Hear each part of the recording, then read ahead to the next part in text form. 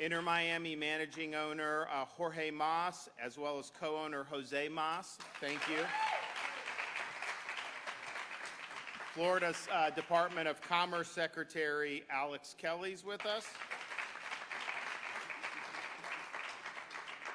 And then we've got Murderers Row here. We've got Representatives Basabe, Busada Cabrera, Lamarca, Rizzo.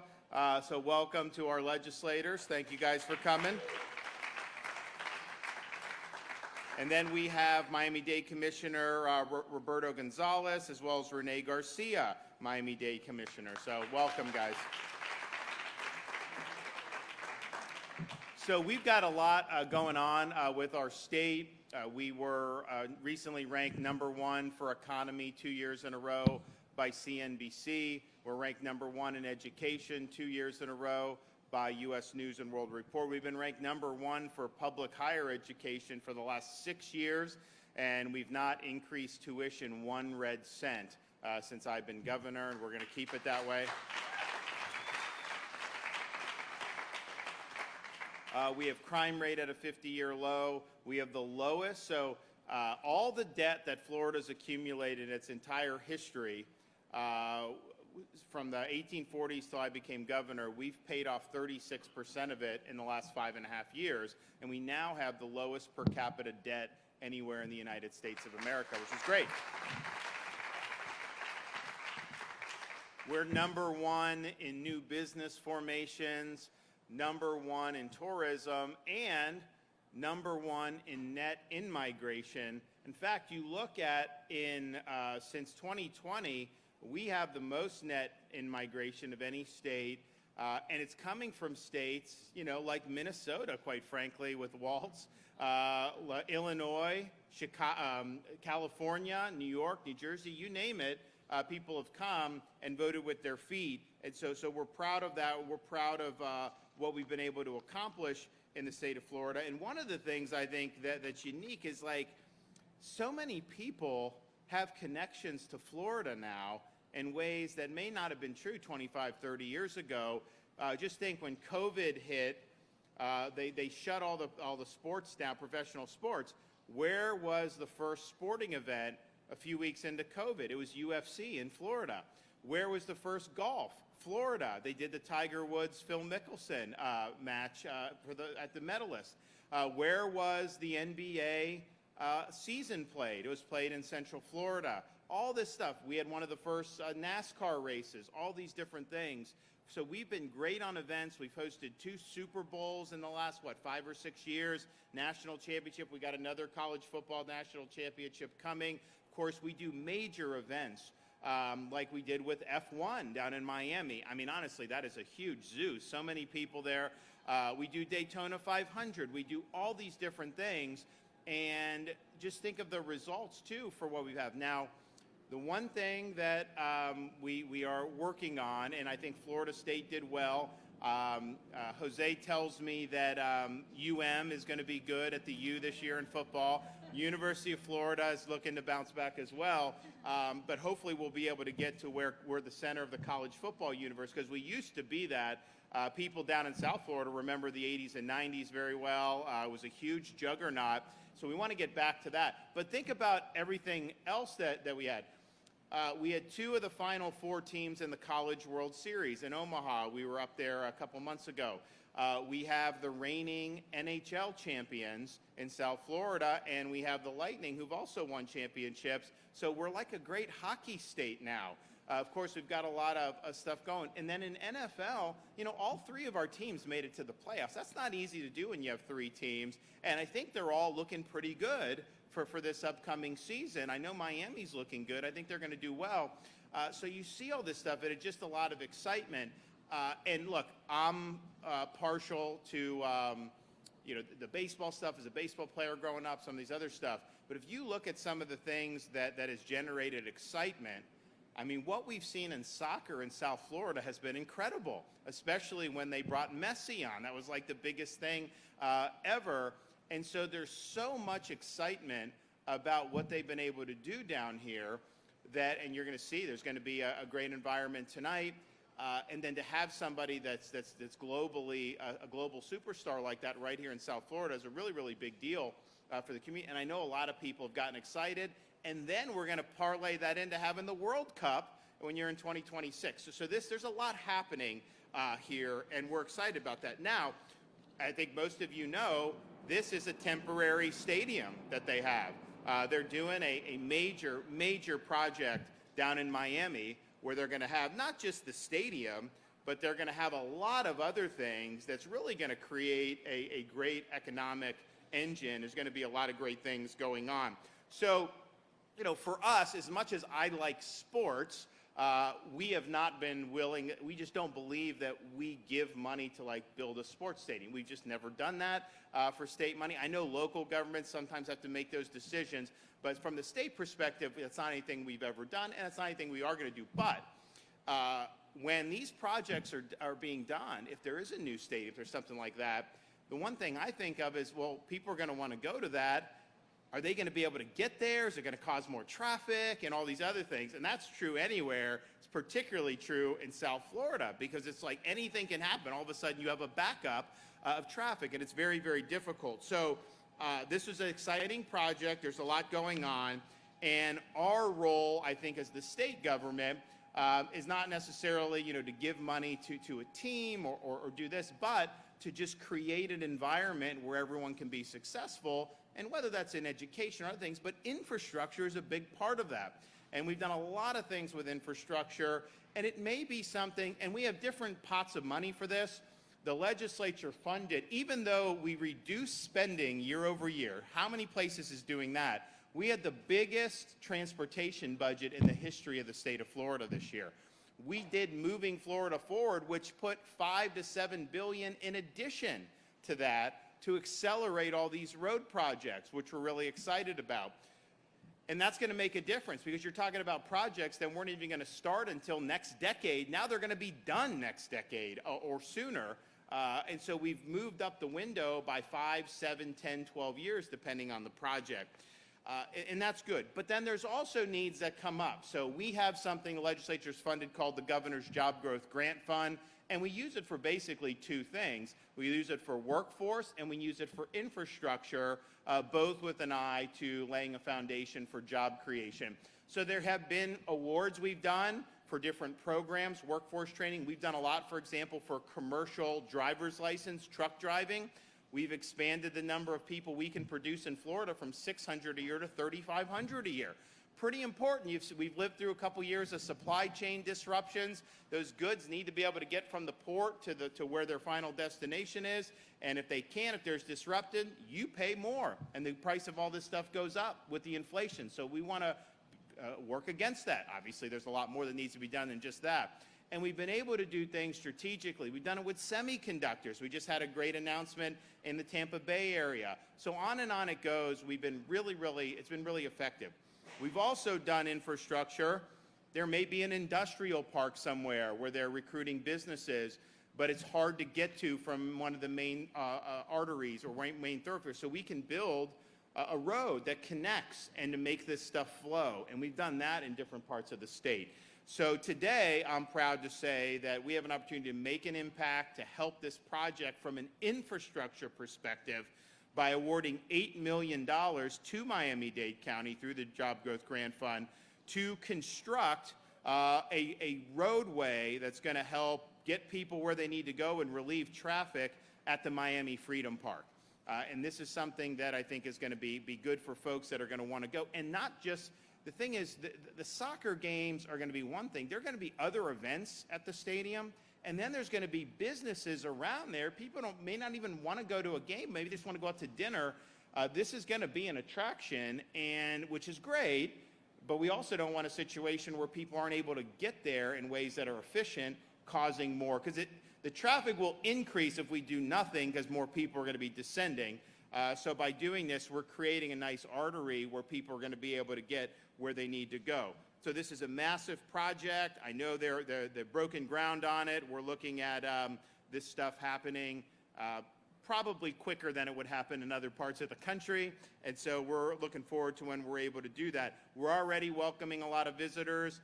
this will lead to even more tourists wanting to come visit the state of Florida. I don't think there's any question about that. So I thought when this application came in, my folks, people apply from all over the state, counties, cities, whatever, and it's reviewed, and our folks really liked it, and I saw it, and I'm like, yeah, this is going to be meaningful. It's going to help the community. It'll be good for the project, but it'll also be good for people just to be able to get out and about. So I'm excited about doing it. I think that this is an exciting project for South Florida. And, the hits just keep on coming. I mean, we've got one thing after another where Florida's making it happen. So thanks for everyone that's been involved in this. And I'm proud to turn it over to our Inter Miami managing owner, my friend, Jorge Mas.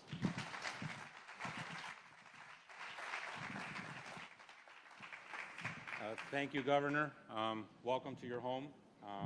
To my dear friend, Jeanette, Lieutenant Governor, the Secretary of Commerce, the Mayor Trentalis, who's here with us today, and our dear friend, the Mayor of Fort Lauderdale. And I think today is an extremely important announcement because it lies and bears on the foundation of what was the creation of Inter Miami. And it was built on a dream. It was built on what is the moniker of our team, Freedom to Dream, about bringing professional soccer to South Florida. And as we progressed on a blank canvas of building something which today is global in nature, because not only are we a leading Major League Soccer club in the United States of America, I think we're one of the top 10 soccer clubs in the world, not only from a brand perspective, but the excitement that's been generated by having a global superstar by Lionel Messi and other stars who perform here on a pitch. And most importantly,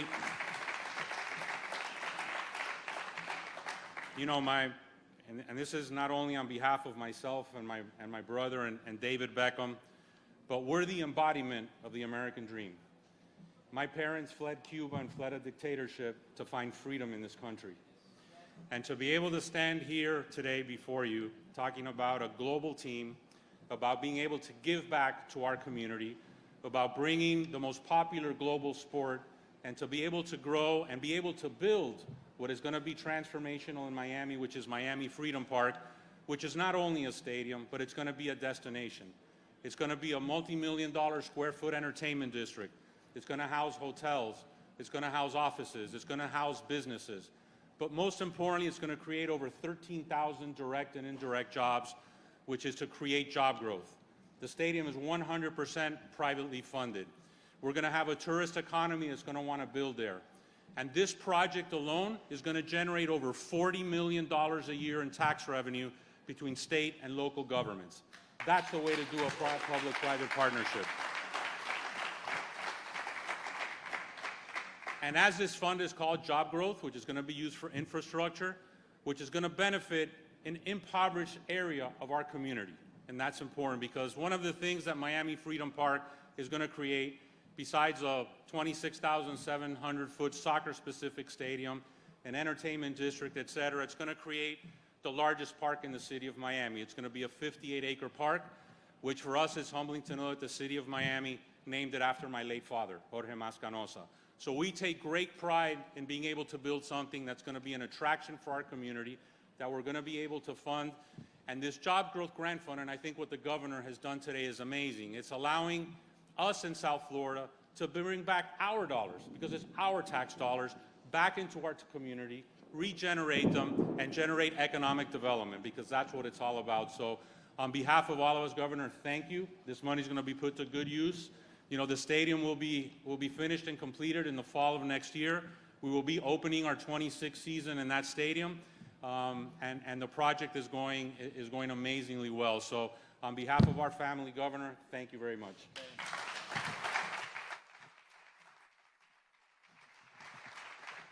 Okay, and managing these grants is our Secretary of Florida Commerce, Alex Kelly.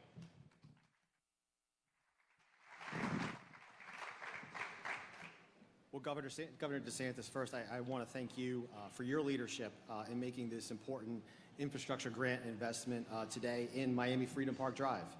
And I want to thank our incredible hosts here, with everyone affiliated here at the stadium, with the Inter Miami leadership team. It's been incredible to work with you and your team in particular. Governor DeSantis, Lieutenant Governor Nunez, at Florida Commerce, we are grateful for the opportunity to implement the strategic investments that you, sir, have made in infrastructure readiness, workforce readiness, financial readiness, and really just what has really become the overall #1 ecosystem for job creation in the world, not just the nation, but in the world. And Governor, in 2019, you pledged that Florida would become #1 in workforce education by 2030. We did our homework early. Florida became #1 in talent development in 2022 and was named #1 again in talent development in 2023. You mentioned, Governor, the 3 million new businesses formed in Florida since 2019. Most of those, Governor, are small businesses that support an ecosystem like this that you have right here with Inter-Miami. And again, you mentioned we have the #1 state college, #1 state university system in the nation. Again, we're losing count the number of years that we've had that. We've also now, as a state, we've also now reached almost a $1.6 trillion GDP in your time in office, which is incredible. And that's happened because of these record investments, as you mentioned, in transportation systems, workforce systems, and even targeted investments, Lieutenant Governor, in aerospace and aviation, in semiconductors, Governor, as you mentioned, cybersecurity. The list goes on and on, military and defense. And today's investment for Miami Freedom Park Drive through the Job Growth Grant Fund is, as you mentioned, Governor, a tremendous example of exactly how you've led the state. It is a targeted investment in a connector between communities. It is a targeted investment so that if you're a job seeker, if you're a job creator, if you're a resident, if you're a family just looking to enjoy just the scenic beauty of what's to come, you have that ability to take advantage and to access the sporting attractions, the tourist attractions, the hotels, all the restaurants, all the shops. You have that easily and accessibly. And so really just, Governor, just so excited to be here today, to the whole Inter-Miami team, so excited to be here today. Again, truly, we've really enjoyed at Florida Commerce working with your team. They're incredibly great to work with.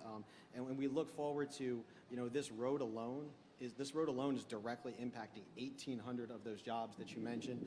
But as you mentioned, 13,000 total direct and indirect jobs. So we just look forward to continuing to be a partner, and thank you so much for this opportunity, Governor. Great.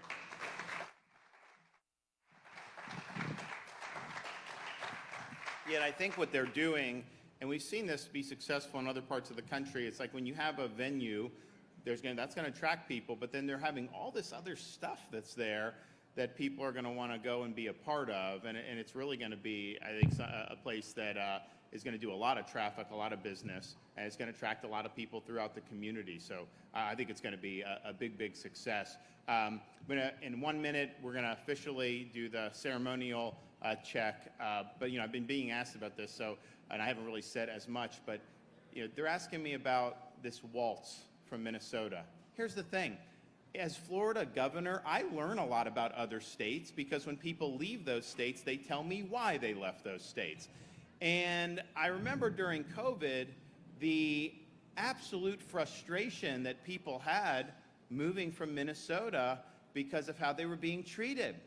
This is a guy that's out there, he's got this line in the stump speech saying, our neighbors can do what they want, mind your own damn business. Fine, then why did you set up a snitch hotline for neighbors to report on their neighbors for violating your draconian COVID restrictions? That's not minding your own damn business, that's government overreach. And he'll talk about, things about, he'll say, we should, make healthcare choices. That's your choice. Fine, great. Then why did you impose a mandate to take an experimental mRNA COVID shot on your people? He did that for all state employees. I don't think it was constitutional. Certainly isn't giving them an option for something that just came on the market. Are you kidding me? I mean, this is just absolutely ridiculous. And then on it goes about the policies that were done that have given them a net decrease in population over the last 3 years. And I really believe that I can cite you the statistics that we're #1 here, #1 there, but just watch how people vote with their feet. Because when people are voting with their feet, that's meaningful. That's telling you something. And if people that have roots in a state are picking up and leaving, and then they're telling people like me why they left, and it was because of those bad policies, then that really speaks volumes. So to lose population like that I think was a huge, huge problem. And so this is something that I've been being told about for many, many years. I never thought it would end up where someone would make the misjudgment of actually putting him on a ticket. But he didn't get as much fanfare as New York and Illinois and California. That's true. There's also just not as many people in those states. But I can tell you the folks, and a lot of them are not in this part of Florida. A lot of them are on the west coast of Florida. But being able to get kids in school was impossible, for those months in COVID. I mean, it was absolutely ridiculous what they were doing. They actually have a policy where they're a sanctuary state for gender surgery for minors. So you can have a kid go with no parent consent to Minnesota and get this stuff done. And I'm just thinking, like, how is that standing for parents' rights? So I don't expect you to see national media expose this at all. I think they're creating a much different image. But this is something that we've been getting information on for many years, just from the people that move out of Minnesota and have come to Florida. And I tell you, I always ask people when they tell me they moved, I said, are you glad you did? And they say they are. So that's that. All right, let's do the track presentation. Here we go.